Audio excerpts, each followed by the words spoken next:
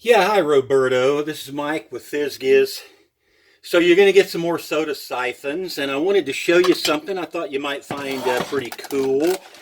You can do this with your soda siphon, and if you want to know how, then all you got to do is call. So here's a pet bottle with one of my gizmos in it. Here's a little valve installed in the side, but I want to show you something. Check this out. See if you like this little idea here. Okay, and there you have it.